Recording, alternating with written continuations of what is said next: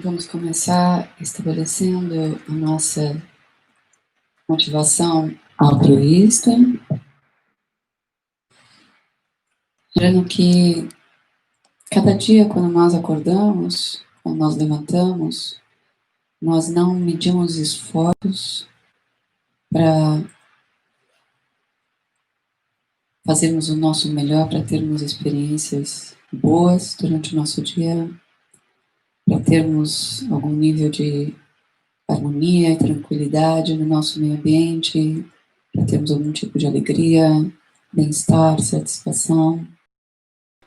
Nós não medimos esforços a cada dia para evitarmos experiências difíceis e assim também todo mundo, todos os seres não medem esforços para gerar em cada um dos seus dias as melhores circunstâncias e evitar as coisas difíceis. Mas nós nos lembramos também que a causa de cada uma das experiências difíceis, cada experiência desagradável, densa, negativa que nós vivemos, ela é o resultado, ela é o amadurecimento de alguma causa que nós criamos no passado, de algum karma negativo que nós criamos no passado. O Buda disse: se alguém pegasse o mundo inteiro e quebrasse até ficar em bolinhas do tamanho de uma ervilha, ainda seria possível contá-las. Mas é impossível contar quantas vidas nós já tivemos. Esse exemplo é usado para nós desenvolvermos uma mente bondosa, bodhicitta, uma atitude de compaixão, para ilustrar a imensa quantidade de mães que nós já tivemos nessas vidas passadas, para nos mostrar que assim como nós tivemos inúmeras conexões com seres como irmãos, irmãs, amigos ou inimigos, mães, pais, filhos, nós tivemos inúmeras vidas e todas as coisas negativas que nós fizemos nessas vidas estão guardadas em um estado latente em nossas tendências habituais. É importante nós nos darmos conta dessa verdade, porque ela influencia cada experiência do nosso dia e da experiência do sonho e do sono da noite. Essa ideia de karma, na verdade, não é algo, não é um princípio que se limita ao budismo. A maioria das tradições espirituais tem uma ideia do que é positivo e negativo, de que as coisas positivas nos levam a experiências melhores e as coisas negativas nos levam a experiências difíceis. O karma, ele pode ser comparado a uma semente que, em condições adequadas, dá lugar a uma planta. Se nós colocarmos na terra uma semente de cevada, com certeza nós vamos colher cevada e não arroz ou algum outro produto. Então a mente, ela é como um campo fértil, coisas de todos os tipos crescem nela. Quando nós plantamos uma semente, que nesse caso seria uma ação, uma palavra, um pensamento, em um dado momento irá produzir um fruto que vai amadurecer. A cada momento do nosso dia, a cada instante do nosso dia, com o nosso corpo, fala e mente, nós plantamos sementes potentes de causalidade, sementes potentes que são causas para experiências futuras. Quando as condições adequadas para um amadurecimento do nosso karma se reunirem, então nós teremos que lidar com as consequências daquilo que nós plantamos. Sua Eminência Chabdutuko Rinpoche dizia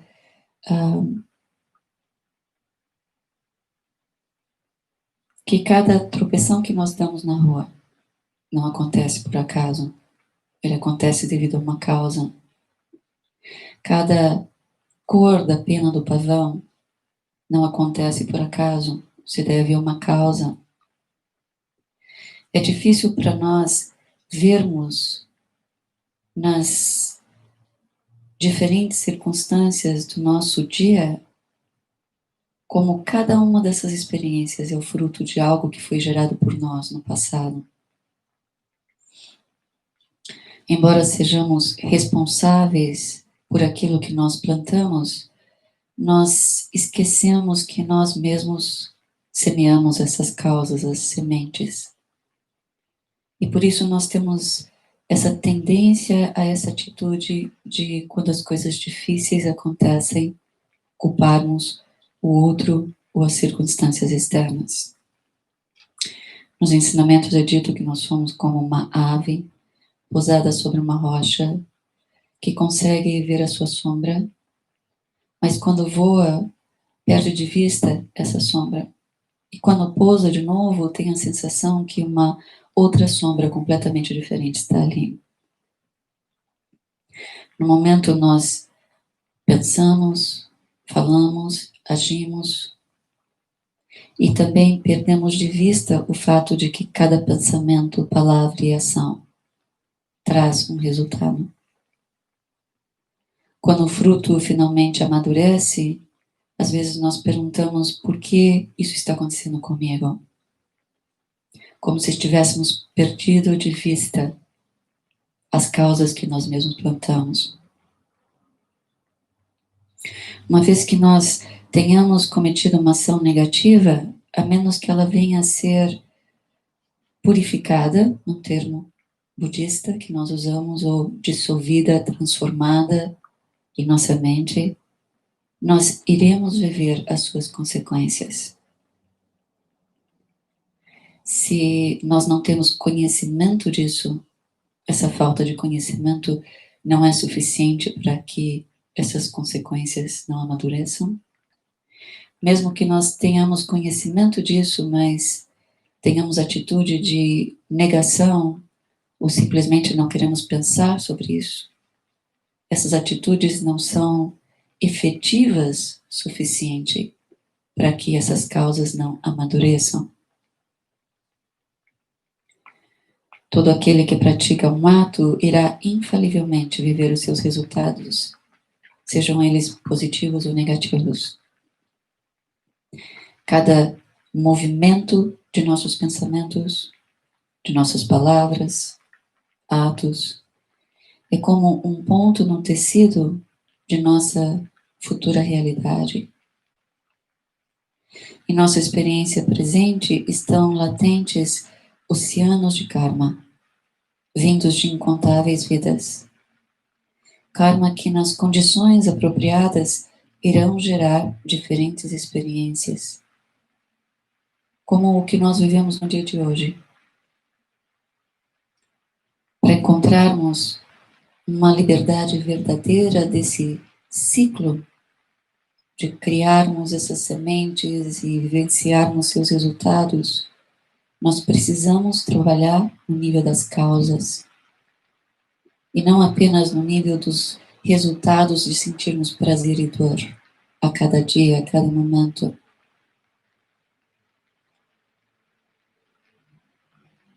Às vezes nós já estamos em um estágio em nossa vida onde nós tivemos um impulso de buscar por um treinamento interno, nós já reconhecemos a importância de um direcionamento da mente no sentido positivo. Talvez nós já tenhamos a aspiração sincera de encontrar um estado de total liberdade, revelar o que nós chamamos o estado de total onisciência em nós, o estado de um Buda.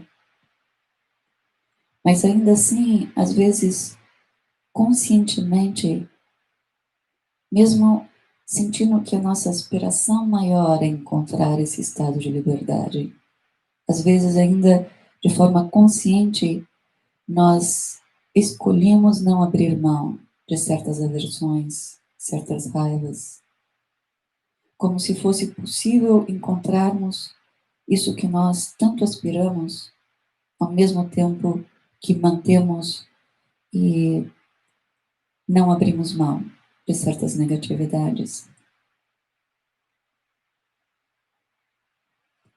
Então, para encontrarmos esse estado verdadeiro de liberdade, nós precisamos purificar ou transformar nossas falhas passadas, modificar a mente presente que planta as sementes do sofrimento. Nós precisamos transformar ou purificar os venenos mentais, as negatividades mentais que perpetuam esse ciclo de karma infindável, de causas plantadas que geram circunstâncias difíceis. Esse processo é chamado de fechar a porta da não-virtude, da desvirtude.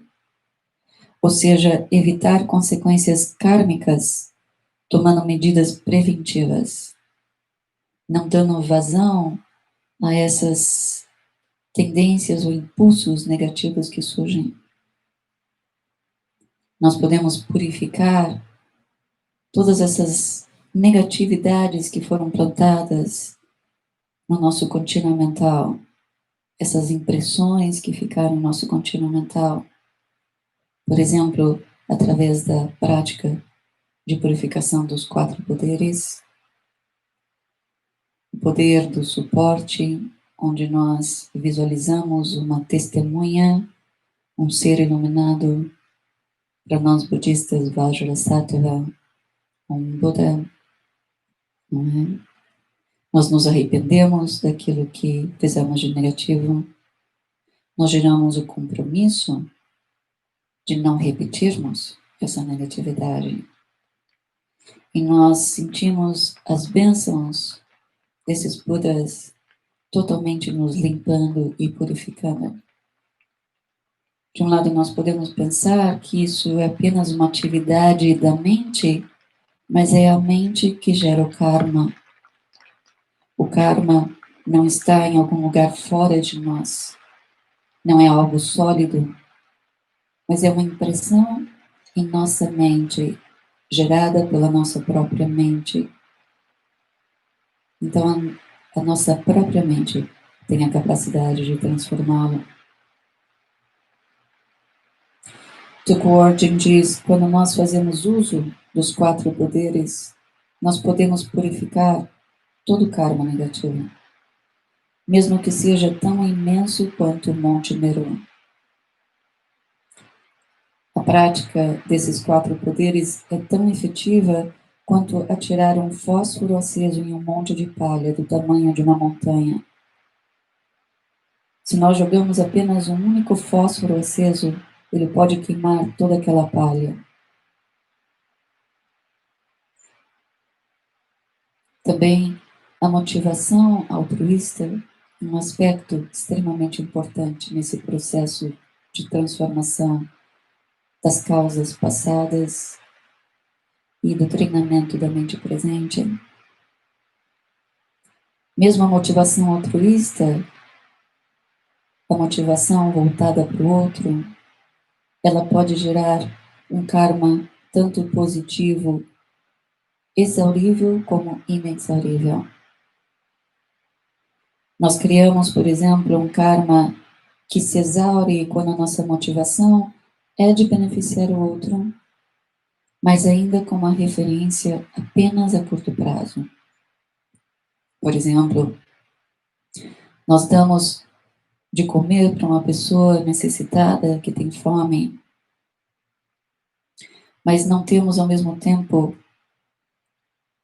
a intenção de ajudá-la a despertar desses ciclos de sofrimento. Por isso, com o tempo que nós oferecemos esse alimento, nós geramos a aspiração de que esse ser também venha a compreender causa e efeito, também venha a compreender as causas de um estado de liberdade, também venha a ser capaz de se treinar e encontrar total liberdade essa atitude, essa aspiração e o trabalho na direção de que isso vinha a acontecer, essa mudança de atitude interna, mesmo num ato benéfico que nós fazemos, faz toda a diferença no resultado que irá acontecer. Nós dizemos esse benefício vai se tornar inexaurível, principalmente quando nós dedicamos isso não apenas para o benefício desse ser que nós entramos em contato naquele momento, mas para todos os seres. Então, enquanto os seres existirem, esse benefício estará presente. Quando uma ação é praticada com a intenção de que uma determinada pessoa, bem como todos os demais seres, não só encontrem felicidade temporária, como também acordem da existência cíclica, então isso produzirá o karma positivo e inexaurível. O karma que nos leva não apenas a experiências positivas, as quais nós nos esforçamos todos os dias para ter, mas em termos últimos, ao estado de total sabedoria, de total onisciência, de total liberdade, o estado da iluminação. Por isso, nos ensinamentos é dito que nós precisamos adquirir certeza absoluta da infalibilidade do processo kármico, que atua constantemente em nossas vidas, que atua a cada momento, a cada pensamento, a cada expressão da nossa fala, a cada ação do nosso dia. Nós precisamos compreender como o nosso sofrimento tem suas raízes, nos desenrolar inexorável do karma positivo e negativo.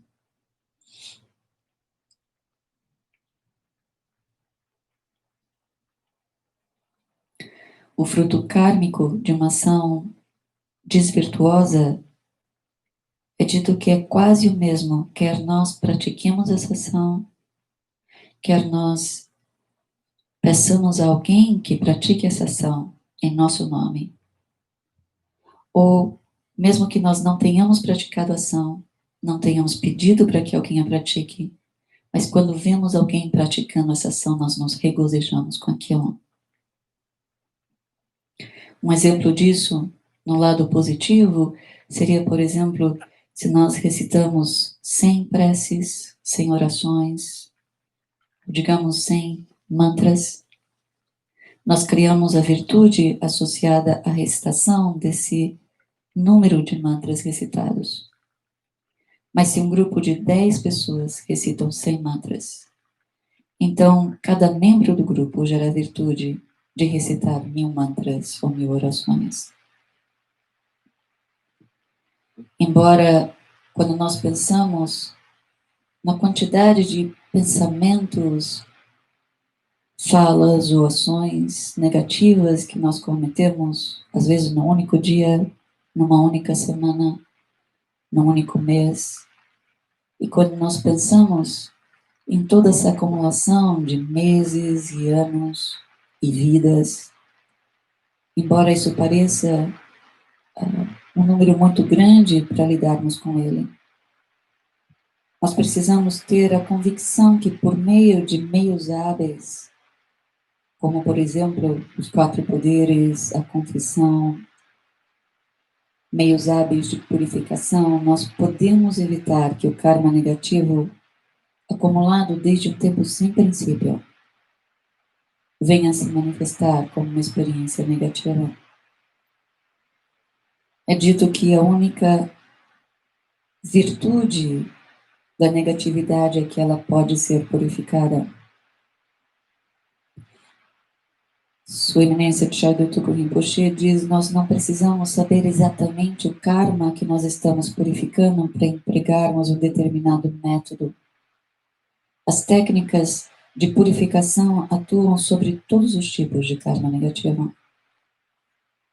O desenvolvimento da compaixão, de uma bondade amorosa, de altruísmo, juntamente com a recitação de mantras, a meditação sobre os seres iluminados, preces, diferentes meios hábeis, eles nos ajudam a diminuir o sofrimento presente, a transformar as causas passadas, a nos tornar mais cuidadosos quando estamos praticando e com nossas ações, evitando causas futuras.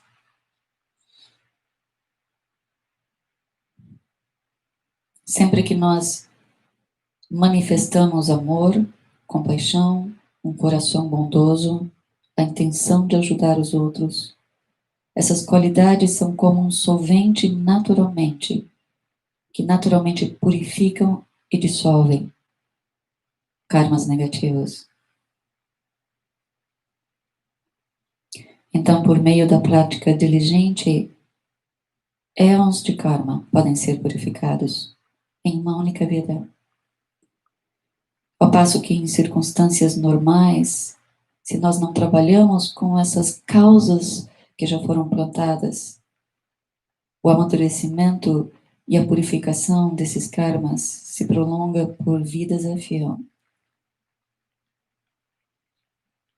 A palavra tibetana para Dharma significa tanto reparar todos os defeitos, como trazer à tona todas as qualidades positivas. Também um dos seus significados em sânscrito é segurar, indicando que uma vez que tenha sido feita a conexão com o Dharma, nós seremos infalivelmente levados das profundezas do samsara a um estado de total liberdade, a iluminação. Assim como é certo que um peixe fisgado pelo anzol não passará muito mais tempo dentro da água, essa não é uma conexão comum, mas sim uma conexão extremamente profunda. Qualquer ato e prática do Dharma que façamos com o corpo, a fala e a mente devem ser feitos com a intenção de beneficiar os infinitos seres sencientes. A perfeição, o estado de total liberdade que almejamos, irá surgir naturalmente se a nossa intenção for puramente altruísta, sem autocentramento, sem um apego ao eu. O cultivo dessa intenção pura e altruísta, a bodhicitta, é similar ao cultivo de uma lavoura. O solo é arado e fertilizado. Primeiro, nós precisamos ter a intenção de alcançar a iluminação para o benefício de todos os seres. E depois amadurecermos essa intenção através de todo o treinamento de nossa mente. As nossas práticas formais, o treinamento da prática do dia a dia, a mente presente, vendo a si mesma, escolhendo o que é virtuoso e abandonando o que não é virtuoso, reconhecendo a natureza ilusória de toda a experiência, reconhecendo a impermanência daquilo que nós chamamos o eu, a impermanência de todas as aparências. Nós precisamos sempre ter em vista que a nossa mente precisa ser trabalhada e transformada, que a nossa meta é beneficiar o outro. Por isso nós não permitimos que a nossa armadura da diligência para ajudar os demais seja pequena ou seja abalada. A essência da prática do Bodhisattva é transcender todo o autocentramento, todo o apego ao eu e se dedicar completamente ao benefício do outro. É uma prática baseada em nossa mente e não nas aparências de nossas ações. Por exemplo, se nós temos palavras agradáveis e suaves, mas nossa intenção interna é negativa, então o benefício dessa ação vai estar comprometido. Os ensinamentos usam um exemplo para falar sobre isso, onde é dito que até os pássaros conseguem entoar belas melodias. Os animais selvagens são amorosos com seus filhotes, mas ainda assim esse amor é parcial. Ainda assim, eles são capazes de tirar a vida de outros seres. Ainda assim, esse amor não abarca necessariamente naquele estágio todos os seres. Mas a aspiração do amor de um Bodhisattva, da bondade amorosa de um Bodhisattva, é de um amor e uma bondade imparcial para com todos os seres. Então nós pensamos que esse é o direcionamento do nosso treinamento, essa é a intenção do nosso treinamento.